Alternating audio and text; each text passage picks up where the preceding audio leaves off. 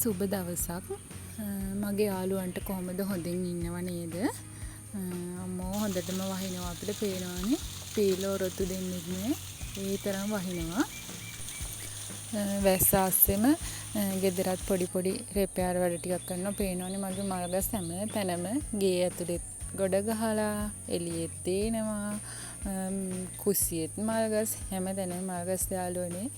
එහෙම එල්ලලා තීච්ච දේවල් දැන් තියන්න තැනක් නෑ. ඒ හින්දා හැම තැනම තැන් වල දාලා තියෙන මල්ගස් ටික පේනවනේ. හැම තැනම ගොඩ ගහලා තියෙන්නේ. පේනව නේද ලස්සනට තියාගෙන ඉඳපු ගෙදරක හැටි ඔළුව ගෙනි අරන් ඉන්නේ. දැන් නම් මේවා කොහොමද අස් කරලා ඉවර කරගන්නේ කියලා.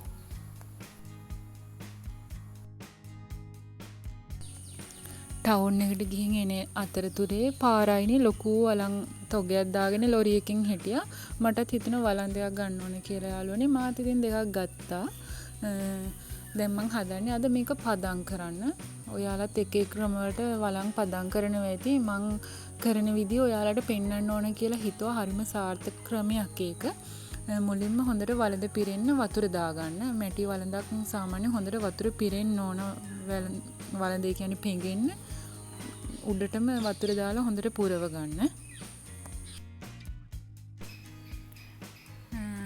එහෙම වතුර දාලා පොඟවලා පැයක් විතර තියලා යාළුවනේ මෙහෙම ගන්න මේ විදිහට.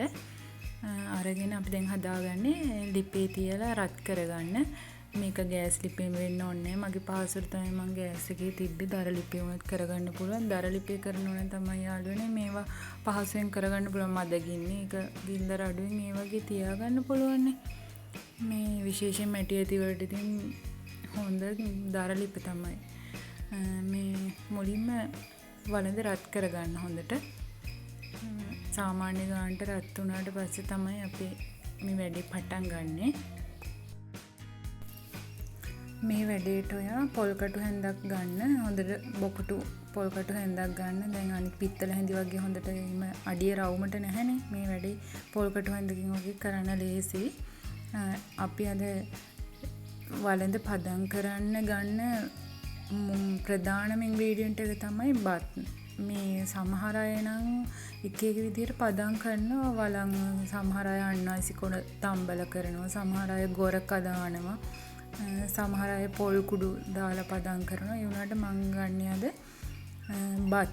බලන්න යාළුවනේ කොම්බියේ බත් පොල්කටු හැන්දක් වගේ ප්‍රමාණයක් තිබුණා නම් ඇති. වලඳ හොඳට රත් වුණාට පස්සේ ඒකට දාන්න බත් ටිකක්. බත් එකත් ඊට පස්සේ හොඳට පොඩ්ඩක් රත් වෙන්න දෙන්න.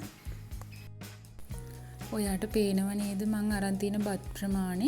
ඒ පොල්කටු හැන්දක ප්‍රමාණය වගේ තමයි මම අරගෙන තියෙන්නේ. බත් ටිකත් හොඳට ටිකක් තරමක් ප්‍රමාණයට රත් වෙන්න දෙන්න.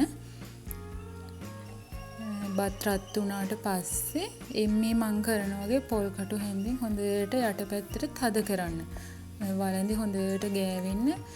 ගෑවෙන්න කියන්නේ අර නිකන් ක්‍රීම් එකක් වගේ. දැන් බත් එක තද කරනකොට හොඳට ඒක ඇලවෙනවනේ.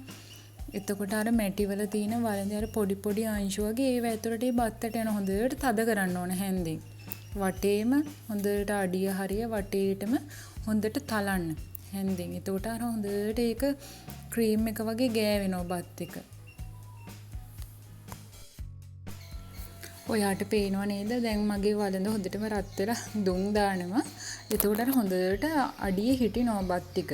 අපි සමහර මැඩි මුට්ටි වල බත් තියුවාම බත් එක අඩිය අල්ලලා හිටින්නේ අන්නේ වගේ. තද කරනකොට හොඳට බත් ටික වලඳ වටේට හිටිනවා. හොඳට හැන්දෙන් තද කරන්න. ඒ කියන්නේ මෙච්චර කාලෙකට මම කරපු මැටි වලඳක් කියන්නේ පදම් කරන්න යොදාගත්තු සාර්ථක ක්‍රමයක් තමයි මේක. ඒකයි මම ඔයත් එක්ක මේක බෙදා ගන්න හිතුවේ.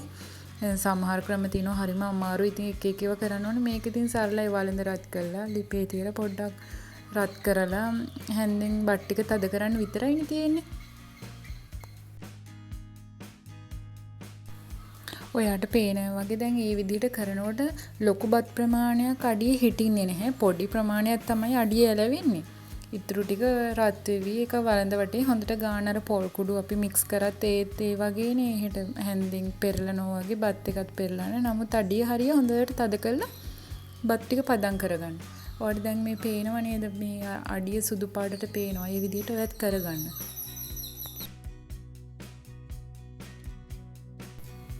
විනාඩි 5ක් විතර වගේ කාලයක් මෙහෙම ලිපේ තියලා රත් කරගෙන මේ විදිහට කරන්න. එතකොට ඇති ලොකු කාලයක් ඒකට යොමු කරන්න ඕනේ. විනාඩි 5ක් වගේ කරාම රත් කළා හරි. හැබැයි ලොකු ගින්දරක් කරන්න එපා. මදකින්නේ වගේ කරන්න. මගේ මේ ලිප ලොකුවට ගින්දර පෙන්වන්නට ඒකේ ලොකු රසණයක් නැහැ. මේ විනාඩි 5ක් විතර මේ විදිහට කරන්න. එතකොට හොඳයි.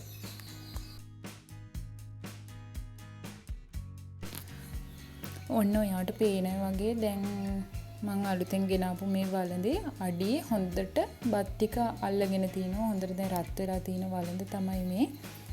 හොඳට අඩිය අල්ලලා තිනවා.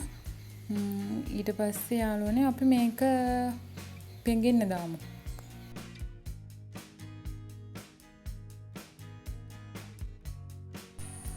අඩිය අල්ලගෙන තියෙන බත් ටික ඔයාට එකපාර යවන්න බෑ කොහොමටවත්ම. මේක පැයක් විතර පෙඟෙන්න දාන්න. එතකොට හීන් සීරුවෙම මේ බත් ටික අයින් වෙනවා. නැත්නම් එකපාරට මැටි ඇතුලිය හූරලා කරලා යවන්න try කරන්න එපා. එතකොට අර ඒක damage වෙන්න පුළුවන්. ඒ හින්දා පැයක් විතර ඔබ පෙඟලා තිබ්බහම බත් ටික නිකම්ම අයින් වෙලා යනවා.